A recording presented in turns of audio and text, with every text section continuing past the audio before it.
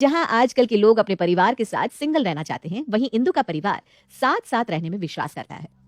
इंदु के दूर दूर के रिश्तेदार भी इंदु के घर के सटा घर खरीद लेते हैं और उसके घर के साथ जोड़ लेते हैं और साथ में ही रहने लगते हैं। एक रोज इंदु की ननद सुनैना की बेटी नैना को लड़के वाले देखने के लिए आते हैं। इंदु भाग दौड़ में लगी रहती है।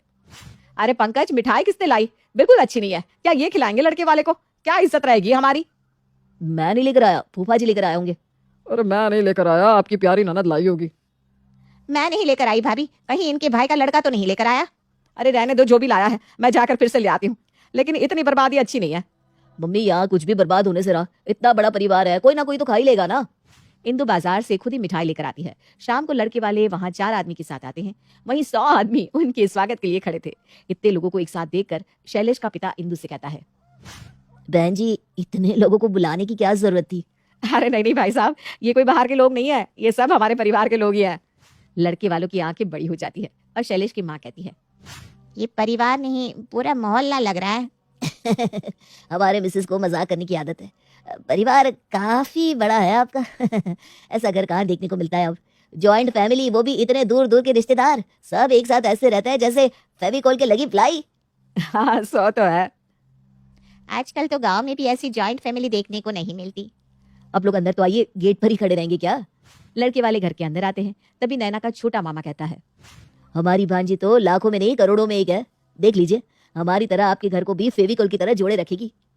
हाँ, लग तो रहा है भाई। भाई साहब खाना तो खाइए, हमारी बच्ची ने अपने हाथों से बनाया है। शैलेश के घर वाले खाने को जैसे ही कुछ उठाते हैं, कभी कोई तो कभी कोई बच्चा वहां आ जाता है और खाने को हाथ लगाने लगता है। पहले बच्चों को दे दीजिए, वरना मुझसे तो खाया नहीं जाएगा। तभी नैना कोल्ड ड्रिंक लेकर वहां आती है और शर्माते हुए कहती है, बच्चों यहाँ आओ, मैं तुम लोगों को देती हूँ। नैना सब बच्चों को नाश्ता देती है। लड़के वालों को एक एक करके अलग अलग से चाय के साथ नाश्ता देती है। इंदु कहती है, बहन जी, हमारी नैना खाना बहुत अच्छा बनाती है, ये सब नैना का ही बनाया हुआ है।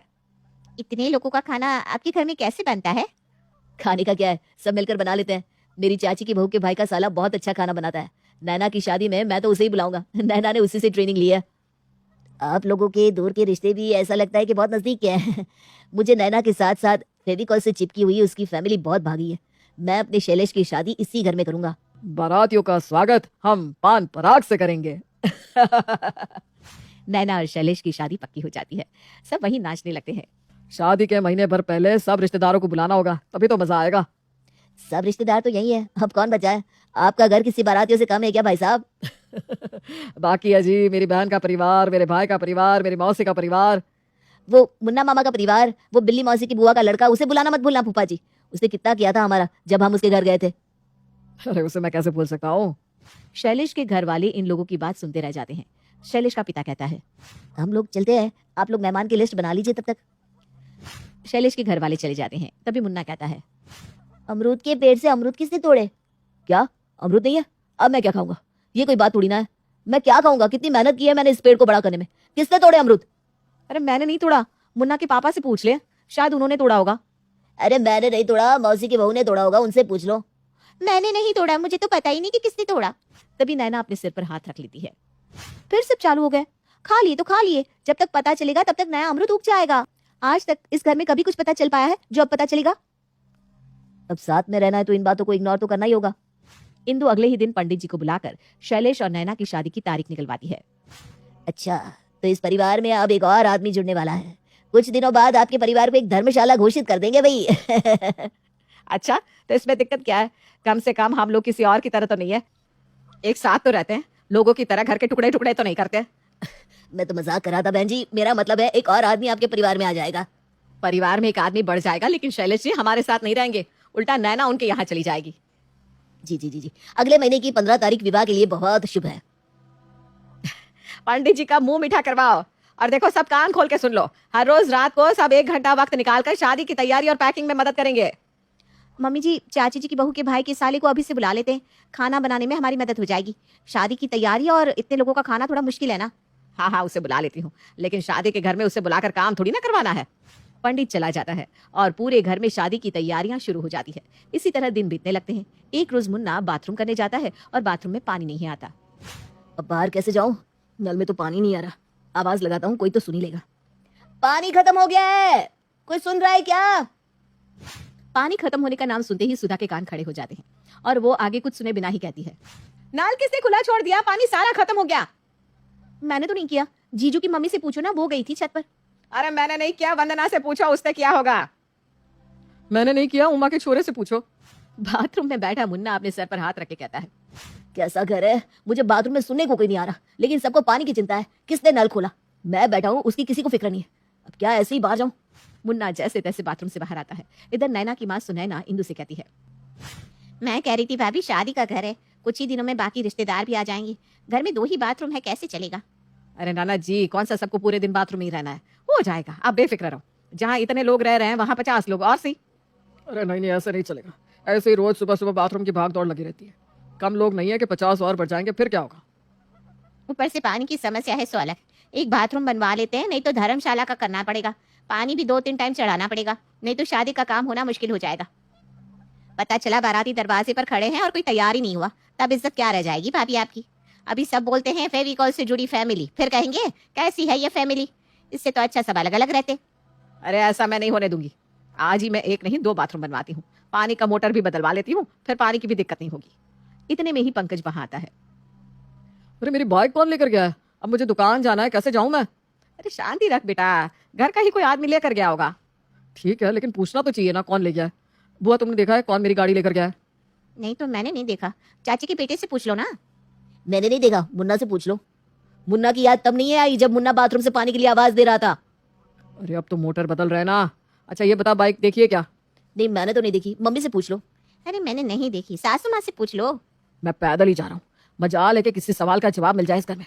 पूछते पूछते पूरा दिन निकल जाएगा। पंकज दुकान चला जाता है। अगले दिन सुबह एक तरफ मोटर बदलने का काम शुरू हो जाता है, दूसरी तरफ बाथरूम बनाने का। सब जल्दी जल्दी बाथरूम हो आओ, फिर पानी खत्म हो जाएगा तो अभी चढ़ा भी नहीं सकेंगे।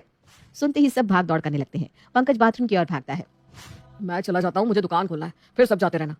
मुझे जाने दो भैया, मुझे आज शैलेश को मिलने जाना है, फिर मुझे अपना लहंगा भी तो लेने जाना है वहां से। अरे बाबा तू मेरे बाद में चली जाना, मुझे जाने दे पहले। दोनों में बहस होने लगती है। इतने में कोई और ही बाथरूम में चला जाता है। 2 लोगों के झगड़े में बिल्ली रोटी खा जाती है। एक दूसरे को जाने देते तो दोनों की सहूलियत होती ना। अरे कौन है बाथरूम में? जल्दी निकलो वरना मैं गेट खोलकर अंदर आ जाऊंगा। सब हंसने लगते हैं। अरे मुझे मत हंसाओ वरना मैं यहीं कर दूंगा। अरे बाबा जो है निकल जाओ, वरना ये तो बचपन से ही बेशर्म है। तभी बाथरूम से आवाज आती है, ताई जी मैं भी बेशर्म ही हूँ। बाबा रे, अब तो लगता है एक और बाथरूम बनवाना ही होगा। इंदु अपने काम में लग जाती है। अब रोज सब 1 घंटा निकालते हैं और नैना की शादी की तैयारी करते हैं। मैं तो लहंगा पहनूंगी। भाभी पहनने लायक इंसान भी होना चाहिए। कहा है आप अपनी बेइज्जती करवाने में लगी हो। दुल्हन की जगह तुम ही लहंगा पहन लेना मम्मी। अरे चुप कर, अब तू भी बोलेगा? तुझे ही अब पहना देती हूँ मैं। एक रोज रानी कहती है, दीदी सिलेंडर खत्म हो गया है, अब खाना कैसे बनेगा? ऊपर से चम्मच गायब है, सब अपने अपने कमरे में ही खाकर चम्मच रख देते हैं। ये नहीं कि मांजने को रखे। खाना देने में मुझे कितनी दिक्कत होती है। क्या सिलेंडर खत्म हो गया इतनी जल्दी?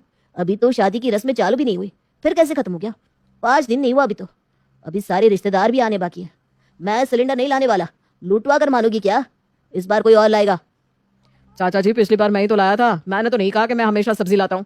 सब्जी का खर्चा कितना है आपको पता है? तुम लोग कैसी बात कर रहे हो? शादी का घर है, कोई सुन लेगा तो क्या सोचेगा? सब अपने ही तो है, फिर भी तुम लोग इस तरह से कह रहे हो। रानी, सिलेंडर के पैसे मैं दे रही हूँ, तुम अभी सिलेंडर मंगवा लो। और सबसे मैं खाने के मेज पर बात करती हूँ। ठीक है दीदी। माँ कब तक तुम इस घर को जोड़े रखोगी? अब फेविकोल की सटने की ताकत खत्म हो गई है। जब तक इंदु है ये घर एक ही रहेगा, भले मुझे इसके लिए कुछ भी करना पड़े। दोपहर में खाने की मेज पर जब सब बैठे होते हैं, सब अपने अपने कमरे में चम्मच छुपा कर रखते हैं। ये कोई अच्छी बात है क्या? सब चम्मच लाकर रसोई में रखो, वरना चम्मच के सबको 500-500 करके देने होंगे। खाने में मजा नहीं आ रहा, अचार दो ना मम्मी। सुधा अचार लेने छत पर जाती है, लेकिन छत पर अचार नहीं मिलता। वो दौड़ती हुई छत से आती है। इस घर में आदमी कुछ रख ही नहीं सकता। मेरा बच्चा कुछ नहीं खाता, इसलिए मैंने उसके लिए अचार लगाया है, और किसी ने वो अचार भी उठाकर रख दिया। कोई खुद तो अचार लगाते नहीं, और मैं लगाती हूँ तो सब चोरी कर लेते हैं। चोर किसको कह रही है? देख लो जीजी, आप कहती हैं सबको लेकर चलो, और आपकी बहू हमें चोर कह रही है। आपने नहीं चुराया तो आपको इतना गुस्सा क्यों आ रहा है? किसी ने देखा है कौन ले गया मेरे अचार को? मैंने तो नहीं देखा बहू, नैना ने देखा होगा, वो ऊपर अपने बाल सुखा रही थी ना। नहीं मैंने नहीं देखा, मम्मी ने देखा होगा शायद। मैंने देखा, पंकज को मैंने छत से उतरते देखा, तो उससे पता होगा। अब मेरे लिए यही काम नहीं बचा कि अचार कौन ले गया ये भी मैं ही देखूं। रहने दो, मेरा पेट भर गया मम्मी। अचार मांग कर लगता है मैंने पाप कर दिया। इस घर में कभी कुछ पता चल सकता है क्या?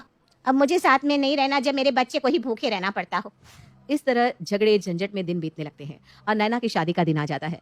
शादी की सुबह नहाने की भाग दौड़ होती है। सब खुद तैयार होने में लगे रहते हैं और नैना की किसी को कोई फिक्र नहीं होती। गुस्से में सुनैना कहती है, भाभी ये क्या है, आज नैना की शादी है, जब दुल्हन ही तैयार नहीं रहेगी तो सब तैयार होकर क्या करेंगे।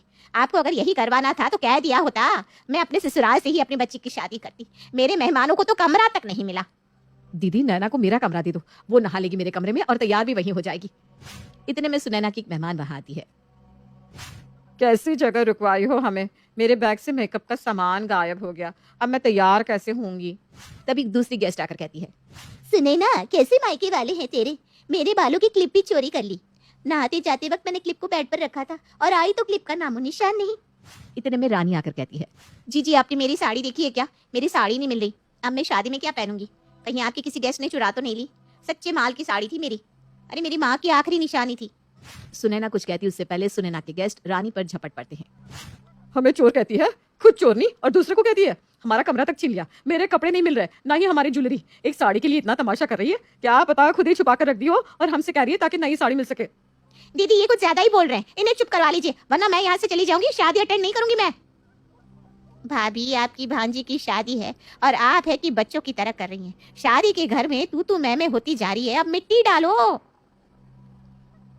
दीदी सब कुछ मैं ही समझू, आपके ससुराल वाले मुझ पर कैसे कैसे इल्जाम लगा रहे हैं, वो कुछ नहीं। सुनैना दुखी हो जाती है और इंदु से कहती है, भाभी मैं तो परेशान हो गई हूँ। आपके कहने पर मैंने नैना की शादी यहाँ से की, क्योंकि नैना बचपन से आपके यहाँ रहती है। अब ये हंगामा आप ही संभालो। जॉइंट फैमिली को लेके चलना बहुत मुश्किल है, आप रुको मैं देखती हूँ। इंदु सबके सामने हाथ जोड़कर कहती है, कृपा करके जैसे भी हो आप लोग मैनेज कर लीजिए, मेरी नैना की शादी में कोई परेशानी नहीं होनी चाहिए। रानी, अब इस फेविकोल से जुड़े परिवार को अलग करना ही होगा। सब जाकर जल्दी से तैयार हो जाओ। दीदी आप भी तैयार हो जाओ, नैना मेरे कमरे में तैयार हो रही है। बारात दरवाजे पर आ जाती है। इंदु अपने जुड़े हुए परिवार के साथ बारातियों का स्वागत करती है। शैलेश का पिता कहता है, आप लोगों को देखकर मुझे लग रहा है कि मैं भी अपने परिवार को आपकी तरह रख सकूं एक साथ। बारात लेकर हम आए हैं, लेकिन बारातियों की तरफ भीड़ आप लोगों के यहाँ है। हम 50 और आप लोग 150।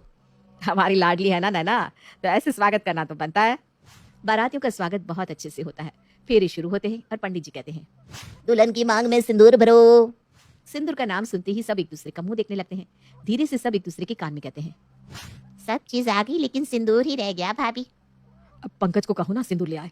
सिंदूर दान में इतनी देरी नहीं होती है, आपके परिवार का इतना नाम है, फेविकोल से जुड़ा परिवार, और इतने लोग मिलकर एक सिंदूर नहीं ला सकते। बस अभी ला रही हूँ। पंडित जी की बात सुनकर रानी खुद के लिए लाया हुआ नया सिंदूरदान शैलेश को देते हुए कहती है, अब हमारी भांजी की मांग भरो। पंडित जी, फेविकोल से जुड़े इस परिवार में सब एक दूसरे के लिए हमेशा खड़े रहते हैं। पंडित जी का मुंह बन जाता है। इंदु और सुनैना रानी से कहती हैं, आज तुमने मेरी इज्जत बचा ली। नैना के ससुराल में आपने उसकी इज्जत बढ़ा दी। शादी बहुत अच्छे से हो जाती है। नैना के ससुराल वाले इंदु के जॉइंट परिवार की बहुत तारीफ करते हैं। बहन जी, आपके परिवार की तरफ परिवार मैंने कभी नहीं देखा। खातिरदारी से तो मन खुश हो गया। आप जैसे समधी बहुत सौभाग्य से मिलते हैं। हम भी आपके घर में रिश्ता जोड़कर धन्य हो गए हैं। नैना विदा होकर चली जाती है और इंदु सबसे कहती है, मैं ही जानती हूँ ये शादी मैंने कैसे करवाई है।